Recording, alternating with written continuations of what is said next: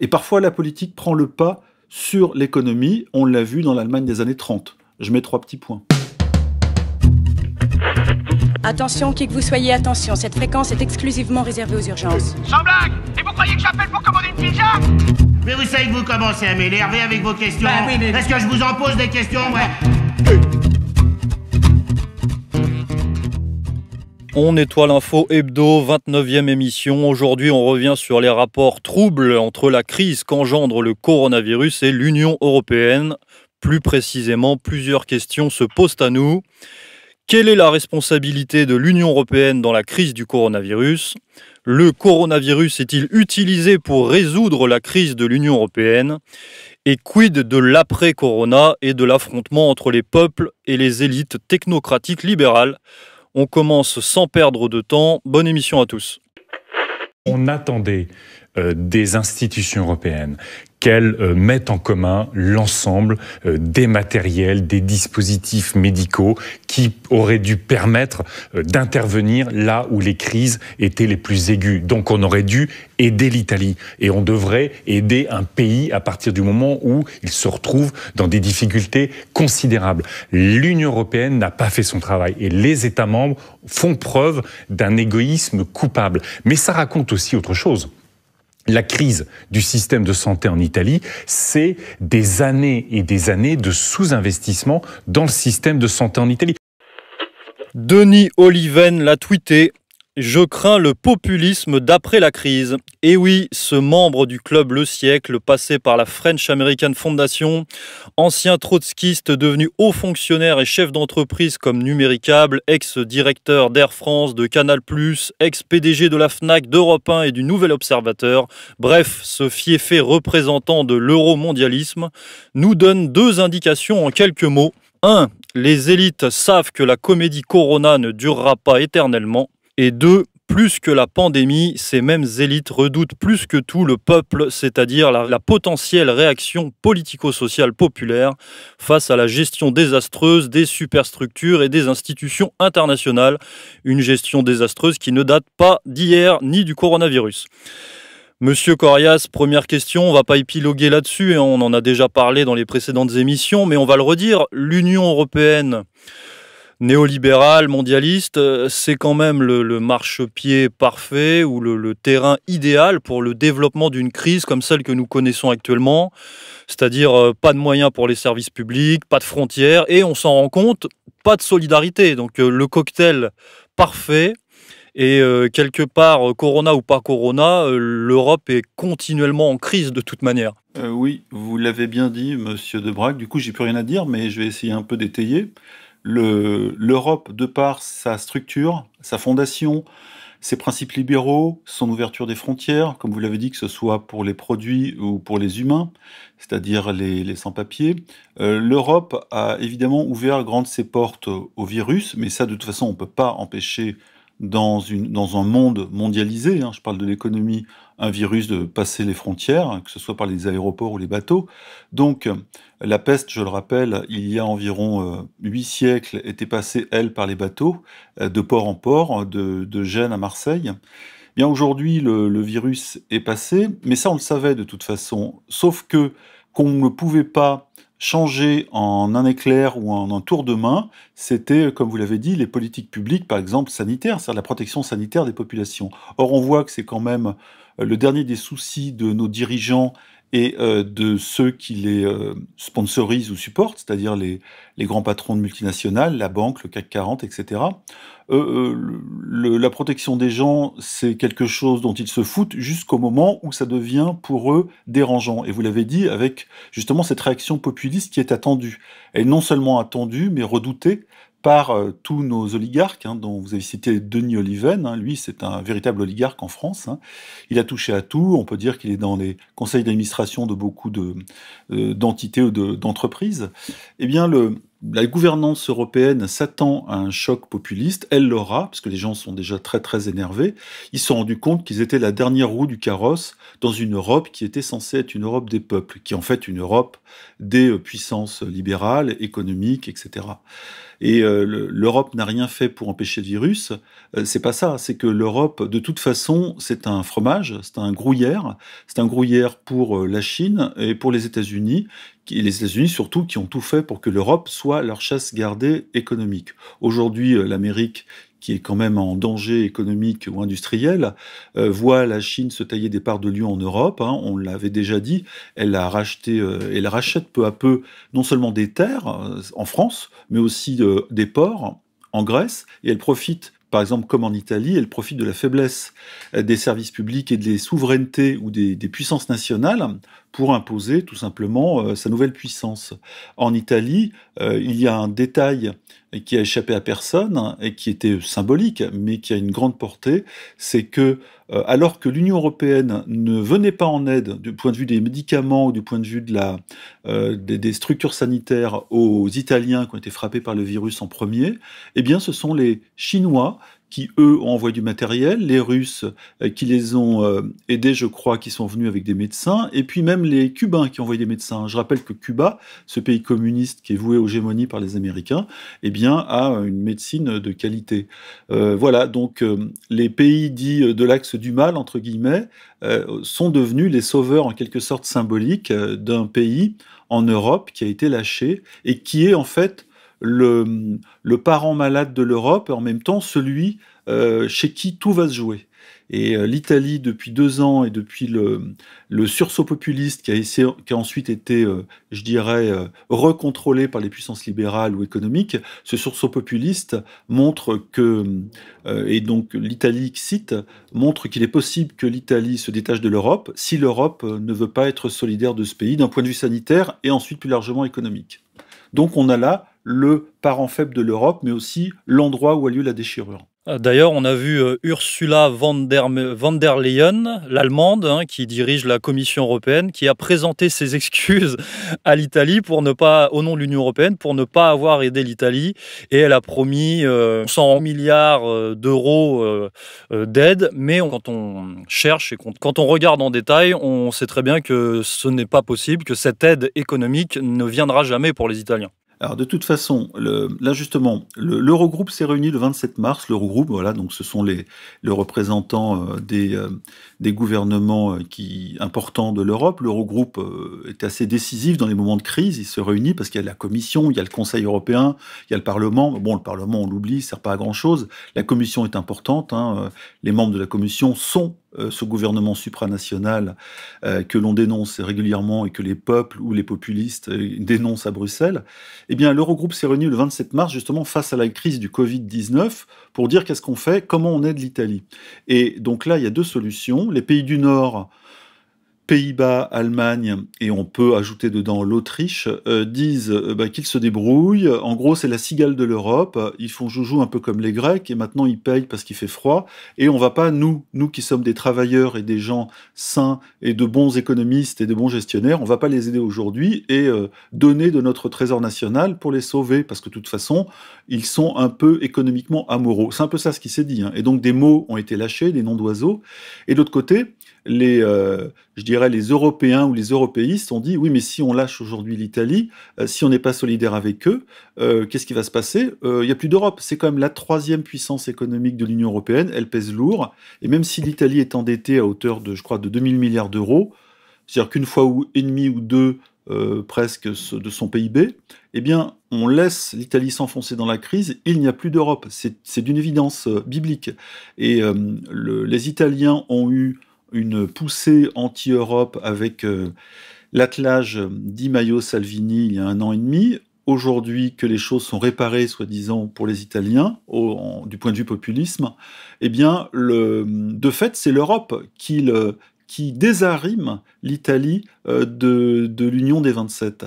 Ça veut dire que s'il n'y a pas de mécanisme de solidarité qui se met en place, et vous l'avez dit, à un niveau qui est de 400-500 milliards, l'Italie ne pourra pas s'en sortir. Et du coup, là, on peut s'attendre à un renouveau populiste et à des Italiens qui, on l'a vu, hein, brûlent des drapeaux européens et agitent le drapeau chinois. Et tout ça est très symbolique, n'empêche que Ursula von der Leyen n'a fait que traduire en fait l'impression des pays riches du Nord, exportateurs, pour qui l'euro est une monnaie plutôt faible, et par rapport aux pays du Sud, France, Italie, Espagne, Portugal, et on ajoute l'Irlande dedans, pour qui l'euro est une monnaie forte, trop forte pour leur économie, et comme on n'a pas le droit aujourd'hui d'évaluer les monnaies, on ne rentrera pas dans les détails économiques, mais disons que ces pays-là sont en train de souffrir économiquement et industriellement de la puissance industrielle et exportatrice des pays du Nord. Donc en réalité, il n'y a jamais eu d'Europe unie, il n'y a jamais eu d'Europe ni bancaire ni autre. C'est une Europe déchirée en deux. Et on voit aujourd'hui que la crise du Covid-19 montre deux Europes face à face, l'Europe protestante du Nord et l'Europe un peu catholique du Sud, puisque les pays que j'ai cités sont tous catholiques. Donc il y a deux mentalités et elles s'opposent aujourd'hui. On ne voit pas comment cette Europe pourrait être sauvée, alors que la crise du Covid-19, on le sait, elle est passagère, mais elle a démontré une faille, elle l'a ouverte aux yeux de tous, et il est quasiment impossible que cette faille soit compensée d'une manière ou d'une autre. Je rappelle, pour ceux qui ne connaissent pas les mécanismes européens, qu'il y a un MES, un mécanisme européen de stabilité, j'allais dire de solidarité, mais c'est un peu le but, qui théoriquement est fait pour compenser la faiblesse de pays ou des pays qui sont en faiblesse économique passagère, comme l'Espagne et l'Italie aujourd'hui, qui sont complètement à l'arrêt économiquement. Et en réalité, les pays du Nord disent OK pour ce MES, donc cette solidarité, mais si on donne de l'argent, mettons 400 ou 500 milliards à l'Italie, si on leur prête cet argent, il faudra non seulement qu'ils le rendent, mais en plus qu'ils adoptent des politiques d'austérité. Et austérité, ça veut dire quoi? À la grecque, fermeture ou destruction des services publics, plus de radio publique, plus rien en termes de santé, carrément les gens qui vont avoir faim, avec une montée des suicides et de la désespérance sociale. Donc voilà aujourd'hui où en est l'Europe. Si elle lâche l'Italie, l'Europe implose. Si elle ne lâche pas l'Italie, les pays du Nord vont devoir participer à cette solidarité dont ils ne veulent pas. Et il y aura une réunion le 7 avril donc, de l'Eurogroupe à nouveau pour essayer de sauver l'Europe, mais aujourd'hui on peut dire qu'elle est très mal partie. Donc là on est au cœur du grand mensonge de l'Union européenne. On peut faire deux constats simples. C'est premier constat, l'Union européenne ne protège pas ses citoyens puisqu'elle livre en pâture finalement, comme on s'en rend compte actuellement, elle livre en pâture les citoyens européens à toutes les prédations. Et deuxième constat, il n'y a pas de solidarité comme vous l'avez dit et chaque pays a finalement sa propre logique nationale. Alors, pour la situation actuelle, le coronavirus peut-il ou va-t-il résoudre cette crise profonde de l'Union européenne? C'est-à-dire en quoi le corona pourrait être utile aux tenants de cette Union européenne qui est complètement en voie de dégénérescence? Est-ce qu'il pourrait y trouver un intérêt d'après vous? Alors là, ça paraît difficile à dire, c'est un peu la question qui tue. Le coronavirus révèle en fait tout simplement les différences sociales, économiques, gestionnaires entre les pays du Nord et du Sud. Hein. Je répète toujours, les protestants, les catholiques. C'est pas une guerre de religion, mais presque. Et aujourd'hui, ceux qui ont réussi à sauvegarder leur secteur public ont plus de chances de résister, mais on voit que même la France, qui est un peu la championne des services publics en Europe, aujourd'hui a réussi, et là je le mets entre guillemets, hein, à détruire son propre système de défense immunitaire ou sanitaire en l'espace de 10 ans. C'est en 2013 que Marisol Touraine, ministre de la Santé de François Hollande, je le rappelle, hein, théoriquement socialiste, elle, dans son cabinet, il y avait qui? Il y avait Benjamin Griveaux, Gabriel Attal et Jérôme Salomon, qui aujourd'hui est directeur de la Santé. C'est elle qui a balancé le stock de masques qui restait en France et dont on a grand besoin aujourd'hui, dont les soignants ont grand besoin. Donc toutes ces politiques, que ce soit de droite ou de gauche, ont été destructrices pour la France et ses services publics, et dans les autres pays, ça n'a pas été mieux, puisque de toute façon, le mot d'ordre européen, c'était en gros enrichissez-vous, soyez libéraux, et ce sont de toute façon toujours les libéraux qui ont fait les lois en Europe. Et c'est pas étonnant, puisque l'Europe, on le sait aujourd'hui, hein, c'est pas un secret de polichinelle, c'est une création américaine. Hein. L'Amérique s'est créé un grand marché, parce que la solvabilité du monde a toujours été en Europe. C'était des pays riches avec un très haut niveau de vie, et donc c'est là où il fallait vendre ses produits. Donc aujourd'hui, le virus fait pas de détails, hein, il s'attaque au peuple et au système, un peu comme le libéralisme, hein, c'est toujours un peu parallèle, et on voit que tous ceux qui n'ont pas réussi à conserver des services publics forts se retrouvent aujourd'hui dans la merde. Alors, évidemment, après, il y a des différences politiques. On sait qu'en Allemagne, par exemple, le pays est moins touché par le virus parce que là, pour le coup, c'est pas une histoire de service public, c'est une histoire de politique sanitaire intelligente, hein. On sait que les Allemands testent énormément, je crois 300 à 500 000 personnes par semaine, alors qu'en France, on n'est même pas au 20e de ça, hein, on n'est même pas capable de tester parce qu'on n'a même plus de quoi le faire.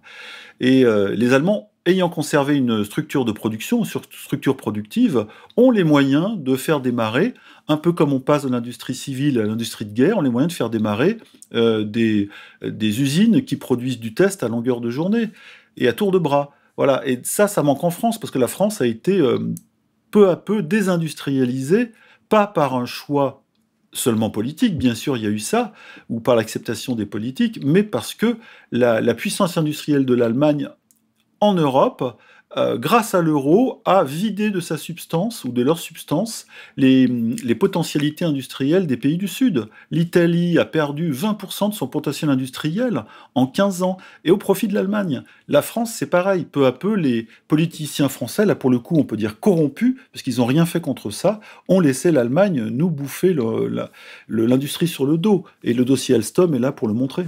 Et le fait que l'Italie soit finalement un pays pivot ou stratégique majeur dans la voie vers la dislocation de l'Union européenne, et le fait que ce pays soit extrêmement touché, enfin, soit touché, très touché en tout cas en termes médiatiques, statistiques et sanitaires par la crise du coronavirus, pourrait servir aux tenants de l'Union européenne, puisqu'elle permet finalement à ces oligarques de gagner beaucoup de temps par rapport à la destruction annoncée de l'UE qui passait par l'Italie. Parce que si l'Italie, on va dire, régie par Salvini dans les mois qui viennent, dans les années qui viennent, avait vraiment été au bout de son processus d'émancipation monétaire, donc de l'euro, et donc premier dogme de l'Union européenne pas respecté, et au niveau migratoire aussi, hein, deuxième dogme de la libre circulation, deuxième dogme de l'Union européenne qui n'aurait pas été respecté par l'Italie. On avançait, comme vous l'avez dit tout à l'heure, inéluctablement vers un Italexit. Et l'Italexit, là, c'était vraiment par la théorie des dominos, quoi. C'était vraiment la fin de l'Union européenne, parce que c'est le pays d'Europe occidentale le plus proche de la sortie de l'Union européenne. Et si l'Italie sort, on sait très bien que plus rien ne va tenir en Union européenne. Déjà qu'il y a eu le Brexit, déjà qu'on a le groupe de Visegrad à l'Est, hein, qui est très basé contre l'immigration, plus que contre la politique monétaire. Mais quand même, ça fait défaut. On a la situation de la Grèce, on a la situation de l'Espagne, du Portugal. On sait très bien que l'Union européenne est une cocotte minute, finalement. Et si l'Italie sort, il ne resterait en Union européenne que la France et l'Allemagne, en gros, hein, que le couple franco-allemand qui lui-même est quand même très, très, très fragile. Donc c'est là où la crise actuelle peut servir aux tenants de l'Union européenne, puisqu'elle leur permet de gagner du temps. Parce que finalement, qui est sur le devant de la scène en ce moment? C'est Conté, l'européiste, qui lui... valide finalement la propagande médiatique en ce moment, qui consiste à dire qu'il y a énormément de morts en Italie, alors qu'on sait très bien que les chiffres sont au moins à relativiser énormément, et qu'on ne nous donne pas tous les détails, c'est-à-dire que le fait que l'Italie est effectivement un pays où il y a énormément, où la population est extrêmement vieillissante, où il y a beaucoup de fumeurs, l'Italie du Nord est très très polluée, c'est une population très vaccinée, enfin voilà, il y a quand même, c'est une population très fragile de ce point de vue-là, comme la population iranienne d'ailleurs, ou la population de l'Est de la France, et que le corona tombe à point nommé quelque part pour stopper un processus. Oui, mais c'est ce que je dis toujours, c'est ce qu'on met dans nos articles, hein. Le corona a des intérêts communs avec le libéralisme, ou le néolibéralisme. Il y a une espèce de parallélisme incroyable. Alors, évidemment, ça ne veut pas dire que ce sont les libéraux qui ont composé le corona dans le laboratoire P4 de Wuhan, franco-chinois, pour ensuite le distiller dans le monde, malgré ce qu'a dit Trump, hein. Il a quand même laissé passer quelques mots très étonnants à ce sujet. Alors, on ne sait pas si Trump fait de la communication ou veut révéler quelque chose au monde.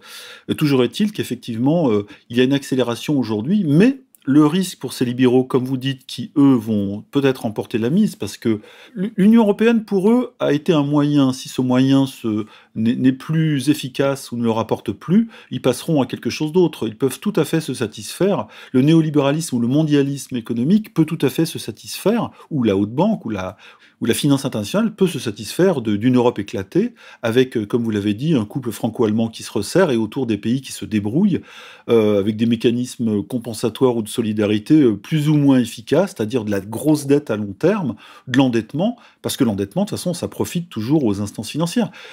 On a rappelé dans un article, mais très vaguement, parce qu'on va le faire autrement, on va le vulgariser autrement, qui possède la dette d'un pays? Alors, on dit aujourd'hui l'Italie est endettée à hauteur de 2000 milliards d'euros, la France à hauteur de 1700 milliards d'euros, voire quasiment 100% du PIB. Grosse frayeur, qu'est-ce qu'on doit de l'argent, nos générations futures vont payer, etc. Oui et non. En fait, la dette, en réalité, elle est, par exemple en France, tenue à peu près 50% par des forces nationales, c'est-à-dire sans le savoir par les gens qui font de l'épargne, donc dans les banques. Et la Banque de France en détient une partie, et une autre partie, donc de ces 50%, à peu près égale, 20%, ce sont les grandes boîtes d'assurance. Et les grandes boîtes d'assurance sont aussi les banques, hein, puisqu'elles ont toujours la double facette. Bref, en gros, quand on dit on est endetté, eh bien, on doit de l'argent aux banques et aux grands assureurs. Et grands assureurs, c'est quoi? C'est AXA, les assureurs français ou allemands, très importants en Europe. Et les grandes banques, les Français ont des banques de dépôt très importantes, hein, parmi les plus grandes du monde.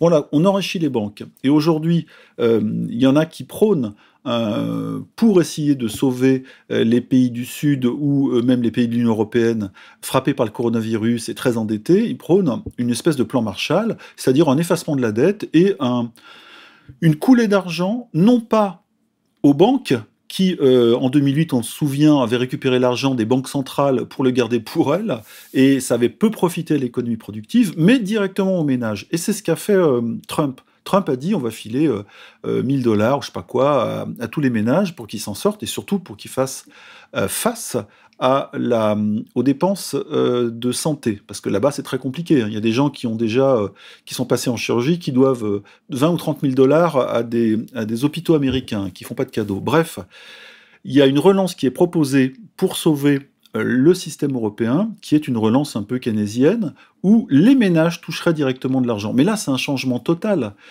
C'est d'ailleurs ce qu'a proposé plus ou moins Macron, et on ne sait pas trop si Macron propose ça en tant que néolibéral, je dirais réformiste, ou en tant que nouveau populiste, un peu gaullien, keynésien, etc. Donc il y a sûrement un peu de tout.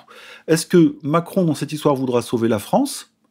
Même si la France n'est pas non plus menacée complètement, mais on n'est pas l'Italie ni la Grèce. Mais est-ce que notre pays sera capable de trouver une solution originale, soit en sortant de l'Union européenne peut-être, et en refermant ses frontières, soit en relançant l'économie, en soutenant les ménages? On le verra, tout en soutenant l'activité productive. Parce que je répète que si aujourd'hui on donne 1000 € à tous les Français ou à tous les ménages, s'il n'y a plus rien à acheter, ça servira à rien, si l'économie productive n'est pas repartie, etc. Donc il y a plein de...